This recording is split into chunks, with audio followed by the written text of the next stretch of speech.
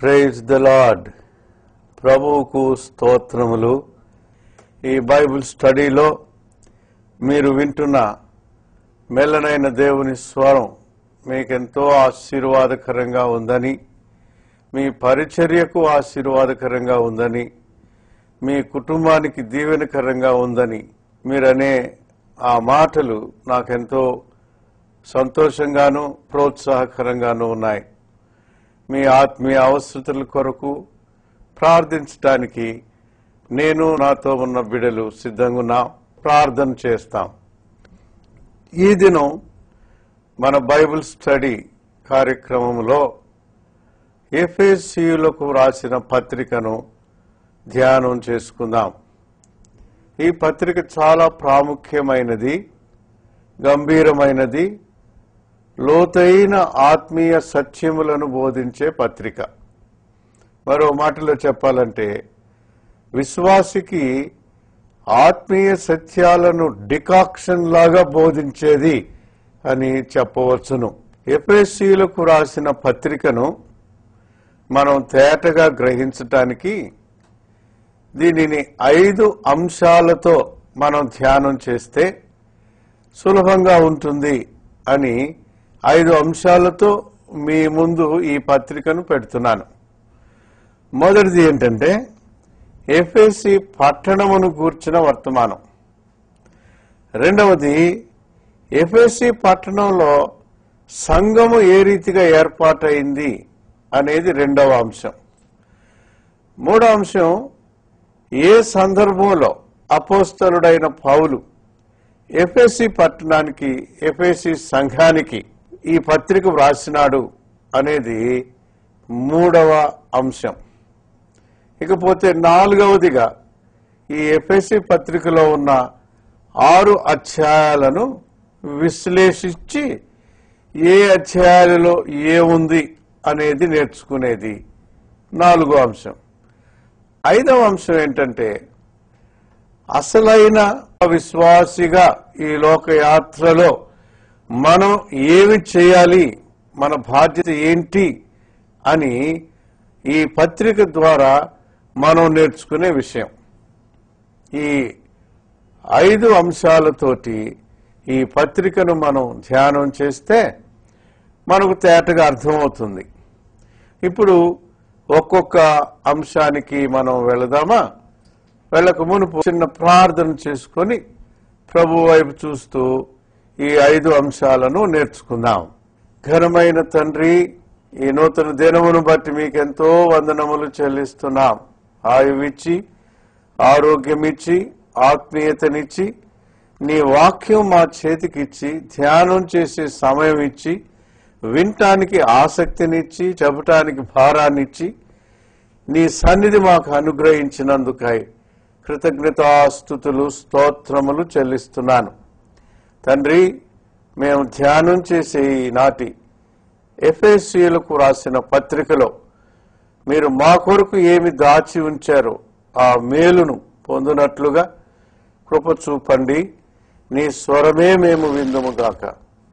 అనేకులు ఆసక్తితో వాక్యాన్ని, బైబిల్ స్టడీని ఆశపడి ఉన్నారు. ఆ బిడ్డలందరినీ కూడా మీరు దీవించి ఈ సమయం మాకు, ఈ ఆత్మీయ బైబిల్ స్టడీ కుటుంబానికి ఆశీర్వాదకరముగా చేయమని ప్రభువైన యేసు నామమున ప్రార్థిస్తున్నాను తండ్రి. ఆమేన్. ఆమేన్. ప్రభు బిడ్డలారా, ఈ ఎఫెసీయులకు రాసిన పత్రికలోని మొదటి అంశం ఎఫెసీ పట్టణం. ఇది చాలా ప్రాముఖ్యమైన పట్టణం. నాటి దినాలలో రోమనులు పరిపాలన చేస్తుండేవారు. రోమనులు ఆసియా ప్రాంతములో వారికున్న సామ్రాజ్యానికి ఎఫెసీ పట్టణాన్ని కేంద్రంగా చేసుకొని పరిపాలన చేసినారు. ఫలితంగా అనేకులు ఈ కేంద్రమైన పట్టణానికి వస్తూ వెళుతూ ఉండేవారు. దరిమల వ్యాపారం, ఆర్థిక లావాదేవీలు జరుగుతూ ఉండేవి. అంతేకాదండి, ఇది ఒక ఆధ్యాత్మిక కేంద్రముగా కూడా ఆ దినాల్లో ఉండేది. ఆ దినాల్లో అనగా అపోస్తలుడైన పౌలు తన తొలి రోమా చెర దినాలు క్రీస్తు శకం 61, 63 సంవత్సరాలలోని కాలం. ఆ దినాల్లో ఈ ఆధ్యాత్మిక కేంద్రం ఏ రీతిగా ఉండేదంటే అక్కడ డయానా అనే ఒక దేవత, రోమా భాషలో డయానా అంటారు, గ్రీక్ భాషలో ఆర్తెమి అని పిలిచేవారు. ఆ దేవతకు అక్కడ బ్రహ్మాండమైన గుడి ఉండేది. ఇది ఎంత బ్రహ్మాండమైందంటే ఆ దినాలలో 7 వండర్స్ ఆఫ్ ద వరల్డ్, 7 ప్రపంచ అద్భుతాలలో ఈ దేవత గుడి ఒకటిగా పరిగణించబడేది. ఇక దానిని బట్టి అది ఎంత బ్రహ్మాండంగా కట్టబడిందో, అందులోకి వెళ్ళటానికే దాని ప్రవేశ ద్వారం, ఆ గుడి దగ్గర నుండి ఆవరణానికి ఉన్న ప్రవేశ ద్వారం కొన్ని మైళ్ళ దూరం ఉండేదట, చరిత్ర చెప్తుంది. చాలా ఎత్తైన విగ్రహం అని కూడా చరిత్రలో మనం గ్రహించగలం. అంతేకాదండి, అక్కడ ఈ ముఖ్యమైన ఆధ్యాత్మిక కేంద్రంలో వచ్చి వెళ్లేవాళ్ళు ఈ ఆర్తెమి లేదా డయానా ఆ దేవత విగ్రహాలను అక్కడ తయారు చేసుకునేవాళ్ళు. దేమేత్రి అనే ఒక కంసాలి వెండి గుళ్లను చేసేవాడు ఆ పట్టణంలో. ఇలాగా వ్యాపార కేంద్రం, విద్యావంతులు ఉండేవారు కూడాను, ఆధ్యాత్మికంగా కూడా అనేకులు వస్తూ వెళుతూ ఉండే ఆ పట్టణం అది. అలాగా ఉన్న ఆ పట్టణంలో దేవుడు ఆ పట్టణాన్ని దర్శించడానికి ఇష్టపడ్డాడు. ఇప్పుడు ఆ దేవుని దర్శనమును రెండవ అంశంగా మనం తీసుకుంటే ఈ పట్టణంలో క్రైస్తవ సంఘము ఏ రీతిగా ఏర్పడింది అనేది మనం గ్రహించగలం. అపోస్తలుడైన పౌలు తన రెండవ ప్రయాణం యొక్క ముగింపులో ఆయన ఎఫెసీ పట్టణాన్ని దర్శించినాడు. తనతో కూడా వస్తున్న ఆ ప్రవాస రోమీలున్నారే, భార్యాభర్తలు అకుల ప్రిస్కిల్లాలు, వాళ్ళను ఎఫెసీ పట్టణంలో విడిచిపెట్టి ఆయన అంత్యోకయకు చేరినట్లుగా వాక్యంలో మనం చదవగలం.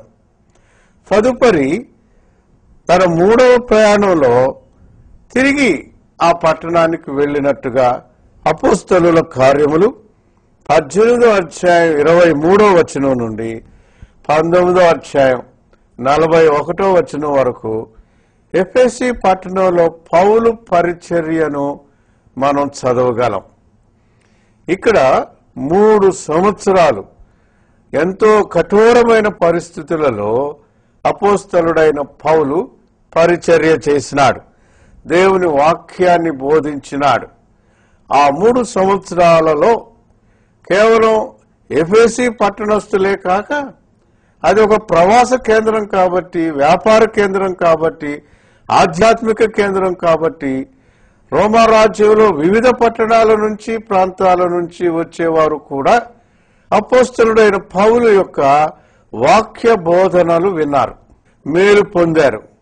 వారు ఊరకే ఉండలేదండి, వారు తిరిగి వారి వారి స్థలాలకు వెళ్లి ఈ పరిచర్యలో వారు నేర్చుకున్న క్రీస్తు బోధలు సత్యమని గ్రహించి ప్రభువును విశ్వసించిన వారై వారి ప్రాంతాలలో స్థానిక సంఘాలను కూడా ఏర్పాటు చేసినట్టుగా మనం చరిత్రలో చదవగలం.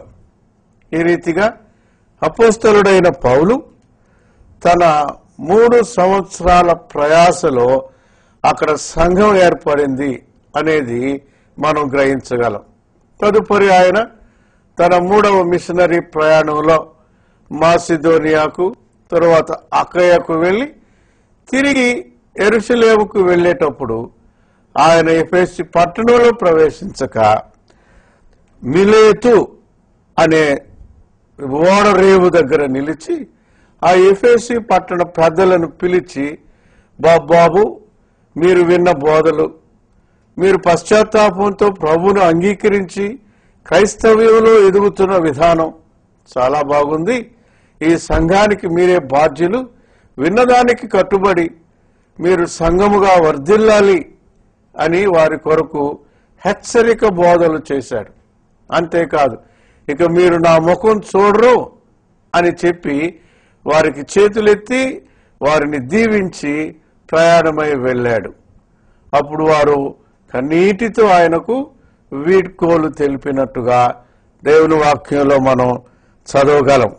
ఈ రీతిగా ఎఫెసీ పట్టణంలో సంఘము ఏర్పడింది అనేది మనం టూకీగా గ్రహించగలం. ఇప్పుడు మూడో అంశానికి వెళదామా? ఇది ఏంటంటే, ఏ సందర్భంలో ఈ ఎఫెసీయులకు పత్రిక వ్రాయవలసి వచ్చింది అనేది మూడవ అంశం. ఏ సందర్భం అంటే, రోమా చెరలో ఉన్నాడు. ఆ చెర 2 సంవత్సరాల పాటు ఆయన ఆ చెరలో ఉంటూ ఆయన దగ్గరకు వచ్చేవారికి వాక్యాన్ని బోధిస్తూ ఉండేవాడు. ఆ తదుపరి ఆయనలో కలిగిన భారం, బాధ్యత ఏంటంటే, నేను చేసిన పరిచర్యలో ఏర్పడిన సంఘాలు ఏ రీతిగా ఉన్నాయి అని ఆ సంఘాల కొరకు ప్రార్థన చేసేవారు. వచ్చే నూతనమైన వ్యక్తులకు సువార్త బోధించేవాడు, విశ్వాసులను బలపరిచేవాడు. ఏర్పడిన సంఘాల యొక్క క్షేమాభివృద్ధిని తెలుసుకుంటూ ఉండేవారు. దరిమల ఆ ఎఫెసీ పట్టణ పరిచర్యను గురించి విని, ఎఫెసీ పట్టణంలో ఉన్న సంఘం ఏ రీతిగా ఉంది అని గ్రహించి, కేవలం ఆ ఎఫెసీ పట్టణానికి మాత్రమే కాక, ఎఫెసీ సంఘానికి మాత్రమే కాక, ఈ పత్రిక అక్కడ ఉన్న మిగిలిన స్థానిక సంఘాలకు కూడా ఉపయోగపడేటట్టుగా ఈ పత్రికను రాసినాడు. ఇక్కడ గమనించాల్సిన అంశం ఏంటంటే, ఎఫెసీ పత్రికను ఎవరు చదువుతారో ఆ చదివేవారు ఇది నాకేనే రాశాడు అన్నట్టుగా ఉంటుంది ఈ పత్రిక. ప్రభువులో ఎదగటానికి ఇచ్చిన ప్రోత్సాహమే ఈ ఎఫెసీయులకు రాసిన పత్రిక. అది వారికే కాదండి, ఆయన రాసిన మాటలు ఈ రోజుకి ప్రోత్సాహకరముగా, హెచ్చరించేవిగా, బలపరిచేవిగా ఉన్నాయి అని మనం గ్రహించగలం. ఇది సందర్భం. ఇప్పుడు మనం ఎఫెసీ పట్టణాన్ని గురించి తెలుసుకున్నాం. ఎఫెసీ పట్టణంలో సంఘం ఏ రీతిగా ఏర్పడింది అనేది తెలుసుకున్నాం. మూడవదిగా ఏ సందర్భంలో ఈ పత్రిక రాశాడు అని తెలుసుకుంటూ, ఇది కేవలం ఎఫెసీలో ఉండే సంఘానికే కాక ఈ నాటి స్థానిక సంఘాలన్నిటికీ కూడా ఈ పత్రిక ఎంతో ఉపయోగకరమైనది అని ఆ సందర్భమును బట్టి మనం గ్రహించగలం. ఇక 4-5 అంశాలకు వెళదామా? ఎఫెసీ పత్రిక యొక్క విశ్లేషణ 4వ అంశం. ఈ ఎఫెసీ పత్రికలో 6 అధ్యాయాలు ఉన్నాయి. ఈ 6 అధ్యాయాలు ఏ అధ్యాయాన్ని కూడా మనం చిన్నచూపు చూడకూడదండి. ప్రతి అధ్యాయంలోని ప్రతి వచనం కూడా అమూల్యమైనది. ఈ 6 అధ్యాయాలను 2 భాగాలుగా చేస్తే కొంచెం సులభంగా మనస్సుకు ఎక్కుతుందని 2 భాగాలుగా చేస్తాం. మొదటి భాగం ఏంటంటే, మొదటి 3 అధ్యాయాలలో ప్రభువునందు విశ్వాసికి కలిగిన స్థానం మొదటి 3 అధ్యాయాల్లో. ఆ తదుపరి 3 అధ్యాయాలలో లోకములో విశ్వాసి నడవవలసిన విధానం, నడక, లేదా ప్రభు పక్షాన లోకములో విశ్వాసి యొక్క బ్రతుకు విధానం చివరి 3 అధ్యాయాల్లో మనం గ్రహించగలం. ఈ 2 కుడి ఎడమలుగా బ్యాలెన్స్ చేసుకుంటూ ఈ పత్రికలోని ప్రతి వచనాన్ని మనం చదవాలని నేను మనవి చేస్తున్నాను, గ్రహించాలని మనవి చేస్తున్నాను. కాబట్టి మొదటి భాగం ఏంటంటే, విశ్వాసికి క్రీస్తునందు ఉండే స్థానం ఏంటి? ఇది అమూల్యమైనదండి. కొన్ని టూకీగా జ్ఞాపకానికి తెస్తాను. 3 అధ్యాయాలు అన్నాం కదా. మొదటి భాగం, మొదటి అధ్యాయంలో ఆత్మీయ ఆశీర్వాదములు అనే మాట ఉంది. ప్రభువైన యేసునందు ప్రతి ఆత్మీయ ఆశీర్వాదము ఆయన మనకు అనుగ్రహించను ఎన్ని ఆశీర్వాదాలండి! విమోచన, జ్ఞానము, రక్షణ, పరలోక ఆనందము, నిరీక్షణ, చెప్పుకుంటూ పోతే ఎన్నో ఉన్నాయి. ఆ ఆత్మీయ ఆశీర్వాదాలు మనకు ఆయన ఇచ్చినాడు. ఈ మొదటి అధ్యాయంలో చివరి వచనంలో చాలా ఇష్టమైన మాట ఏంటంటే, యేసుక్రీస్తు ప్రభువే మనకు పరిశుద్ధతయు, జ్ఞానమును, విమోచనము ఆయను అంటాడు. మొదటి అధ్యాయంలో ఉన్న ఇన్ని ఆశీర్వాదాలు.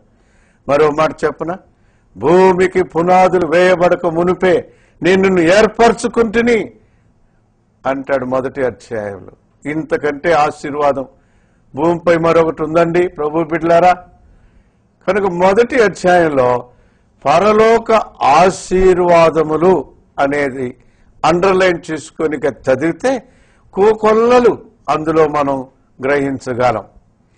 రెండవ అధ్యాయంలో విశ్వాసము చేత కృపచేతనే మీరు రక్షణ పొందినారు. కృపచేతనే రక్షణ. ఇది ఉచితమైన కృప, ప్రభుదానం. దూరస్థులమైన మిమ్మును ఆయనే సమీపించి ఉచితమైన కృపచేత ఆకర్షించి దేవునితో సమాధానపరిచి మిమ్ములను ఆయన చేరదీసిన దేవుడు అని రెండవ అధ్యాయం చెప్తుంది. ఎంత అమూల్యమైన ప్రేమ రెండవ అధ్యాయంలో. ఇక మూడో అధ్యాయానికి వెళ్దామా? రక్షించబడిన ప్రతి వారు కూడా సమాన వారసత్వమునకు పాత్రులు.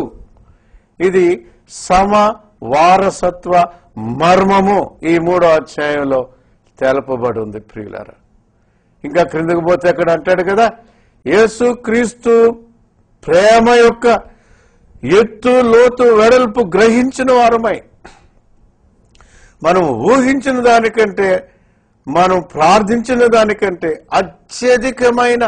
అత్యధికమైన పరలోక ఐశ్వర్యాన్ని పొంది ఉన్నాము అని చెప్తాడు మూడవ అధ్యాయంలో. ఇది విశ్వాసికి క్రీస్తుకు కలిగిన సంబంధం, విశ్వాసికి యేసుక్రీస్తు ప్రభువులో ఉన్న ఆధిక్యత, స్థానం, భాగం అని ఈ మూడు అధ్యాయాల్లో మనం గ్రహించగలం. ఇక రెండో భాగానికి వెళ్తామా? ఈ రెండో భాగము ఎంతో అమూల్యమైనది ప్రభు బిడలారా. ఈ రెండో భాగాన్ని చదువుతూ పోతుంటే మనల్ని మనమే మైమరిచిపోతామా అనిపిస్తుంది. తన్మయత్వంలోకి తీసుకెళ్తుంది ఈ మూడు అధ్యాయాలకు కూడాను. నాలుగవ అధ్యాయంలో అపోస్తలుడు ఏం రాశాడంటే, ప్రభువు సంఘాన్ని అలాగే వదిలిపెట్టలేదు, సంఘములో వనరులను ఏర్పాటు చేసినాడు. ఆయన ఆత్మ ద్వారా విశ్వాసులైన వారిని కొందరిని అపోస్తలులుగాను, కొందరిని ప్రవక్తలుగాను, కొందరిని కాపరులుగాను, కొందరిని సువార్థికులుగాను, కొందరిని ఉపదేశకులుగాను ఆయన ఏర్పాటు చేసినాడు. ఆత్మీయ తలాంతులను ఇచ్చి సంఘ క్షేమాభివృద్ధి కొరకై ఆత్మ దేవుడు సంఘాన్ని ఈ రీతిగా వర్ధిల్ల చేసినాడు. 4వ అధ్యాయంలో అపోస్తలుడు రాస్తాడు. ఇక 5వ అధ్యాయానికి వెళితే క్రైస్తవ వివాహము యొక్క అమూల్యతను రాస్తాడు. ఆ తరువాత 5వ అధ్యాయంలోనే తల్లిదండ్రుల బాధ్యత, క్రైస్తవ ఉద్యోగులు వారి వారి ఉద్యోగ బాధ్యతలలో ఏ రీతిగా క్రీస్తును కలిగి ఉండాలి అనే విధానాన్ని 5వ అధ్యాయంలో రాస్తాడు.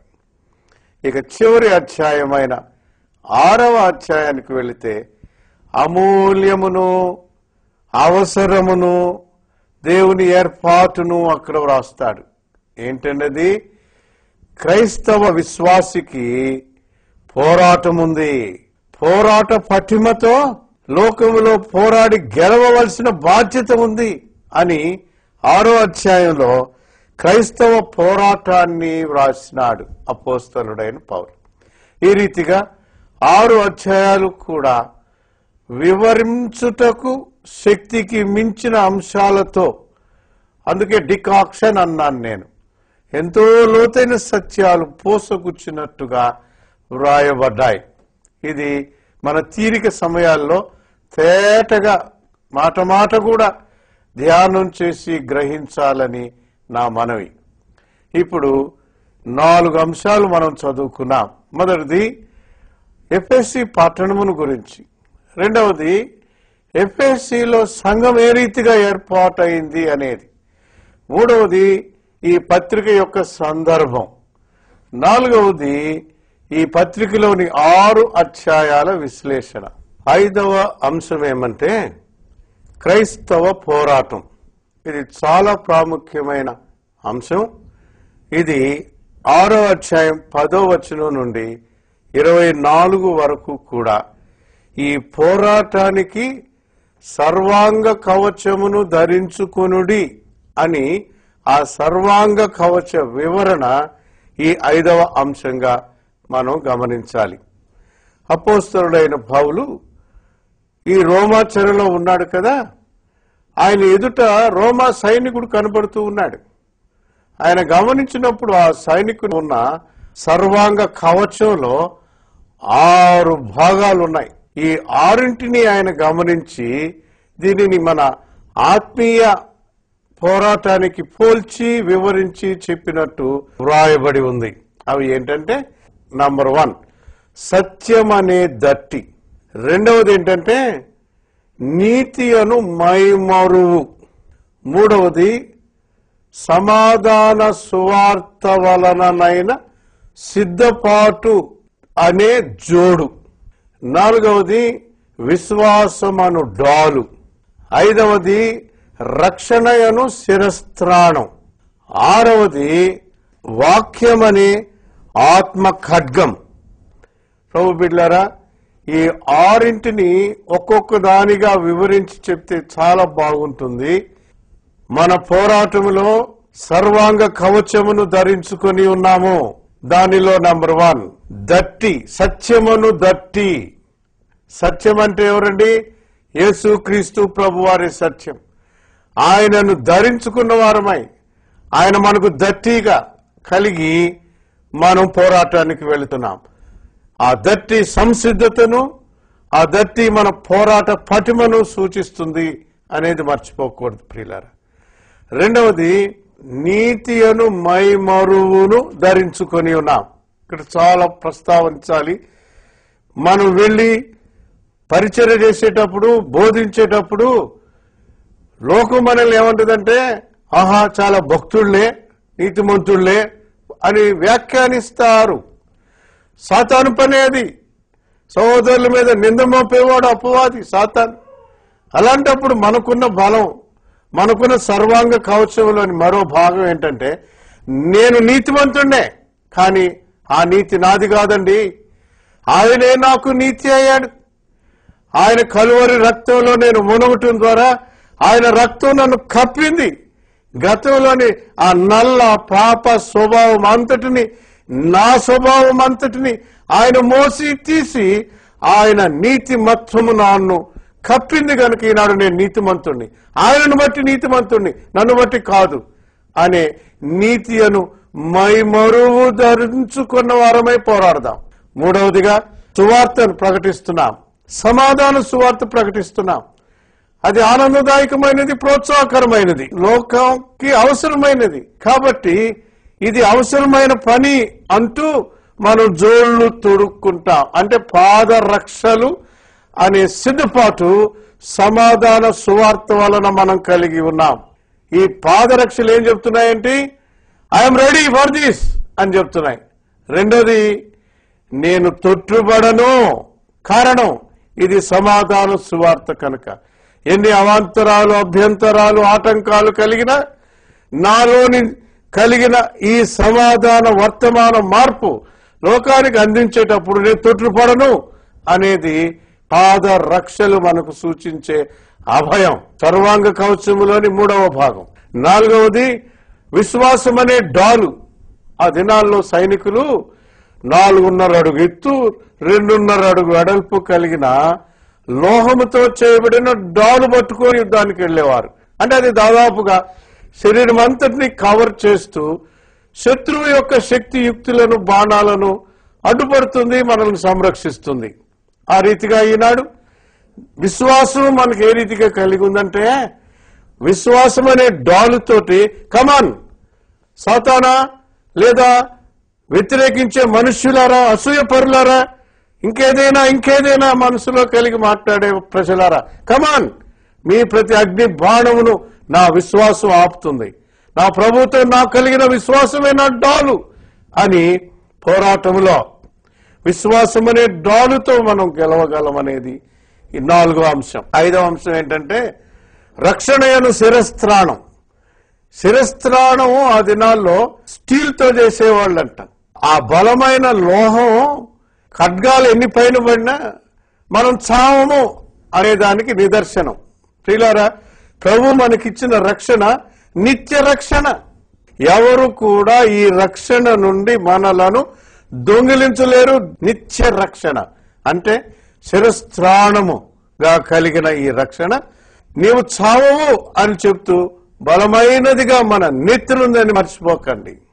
ఉక్కుతో చేయబడినది ఈ శిరస్త్రాణం. ఏ ఖడ్గమునకు లోబడనిది నిత్యమైన రక్షణ మనం కలిగి ఉన్నాం. సర్వాంగ కవచములో ఇది 5వ భాగం. 6వ భాగం ఏంటంటే ఆత్మ ఖడ్గం. ఆత్మ ఖడ్గం ఏంటండి? దేవుని వాక్యమనే ఆత్మ ఖడ్గం. మన ఆత్మను పోరాట పటిమలోనికి నడిపించేది వాక్యం. వాక్యం. ప్రియులారా, ఇక్కడ చాలా లోతైన సత్యాలు ఉన్నాయి, దయచేసి గమనించండి. వాక్యం ముఖ్యం. దేవుని వాక్యంలో 138వ కీర్తన 2వ వచనంలోని చివరి భాగం ఏం చెప్తుందండి? ఆయన తన నామం అంతటి కంటే వాక్యము విలువైనది అని వాక్యానికి ప్రధాన స్థానం బైబిల్ ఇస్తుందండి. నాకు ఇక్కడ భారంగా ఒక మాట చెప్పనా? ఈ దినాలలో సంగమా, సేవకులారా, వాక్యానికి ఎంత టైం ఇచ్చావు? పాడి పాడి పాడి ఇక లాస్ట్ లో అలసిపోయి 4 మాటలు చెప్పి పంపిస్తున్నావా? ఎన్నో ప్రోగ్రామ్స్ పెట్టుకుంటారు, ఎన్నెన్నో అంశాలు ప్రోగ్రాంలో రాసి పెడతారు. చివరిగా ముఖ్యమైన అంశానికి వచ్చాం, వాక్య సందేశము అయ్యగారు క్లుప్తంగా 15 నిమిషాల్లో ఇస్తారంటారు. అంతేనా? వాక్యానికి వాక్యము బ్రతికిస్తుంది. వాక్యం ముఖ్యం తప్ప ఏ అంశము కూడా వాక్యము కంటే విలువైనది కాదని మనం గ్రహించాలి.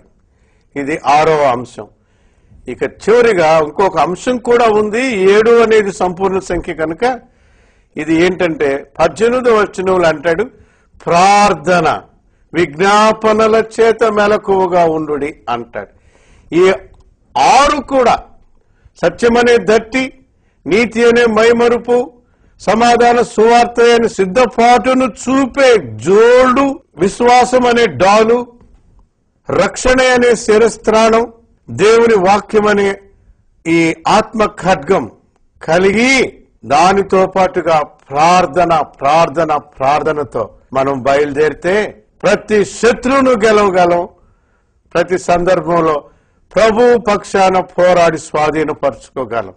యెహోషువ, నీవు ఏండ్లు మీరిన వాడవే కాని స్వాధీనపరచుకున్నట్టుకు ఇంకా విస్తారమైన దేశం మిగిలి ఉన్నది అంటాడు కదా. ప్రియులారా, మనకెంతో మిగిలి ఉంది స్వాధీనపరచుకోవటానికి. మన బలహీనతల చేత, తుట్టుబాటుల చేత, భయాందోళన చేత, సాతాను వేసే అగ్ని బాణాల చేత అలసిన వారమై, సొలసిన వారమై, వెనుకంజ వేసిన వారమై, భీతిల్లిన వారమై, స్వాధీనపరచుకోలేని ఏ అంశాలు, ఏ వ్యక్తులు, శక్తులు, ఏ స్థలాలు ఉన్నాయో ఆత్మ ద్వారా గ్రహించిన వారమై, పోరాట పటిమను కలిగి సర్వాంగ కవచమును ధరించిన వారమై, పదండి పోదాం, మనం పోదాం, పదండి, పోరాటానికి పోదాం, పదండి. దేవుడు ఈ రీతిగా మనకు కృపనిచ్చును గాక. చిన్న ప్రార్థన చేసి నేను ముగిస్తానండి. ఘనమైన తండ్రి, ఈ మాటలు వింటున్న ప్రతి ఒక్కరికి, నాకు మాకు ఆశీర్వాదకరముగా చేసి ఏ ఉద్దేశం చేత మమ్మల్ని రక్షించావో ఆ నీ చిత్తం నెరవేర్చిన వారిని గాను మమ్మను తీర్చిదిద్దండి. ఆశీర్వాదకరముగా ఈ మాటలు చేయమని ప్రభువైన యేసు నామమున స్తోత్రములతో ప్రార్థిస్తున్నాను పరమ తండ్రి, ఆమేన్. తండ్రి అయిన దేవుని ప్రేమ, యేసయ్య కృపా, పరిశుద్ధాత్మ దేవుని సన్నిధి సదాకాలము మనతో ఉండును గాక. ఆమేన్. God bless you. దేవుడు మిమ్మల్ని దీవించును గాక.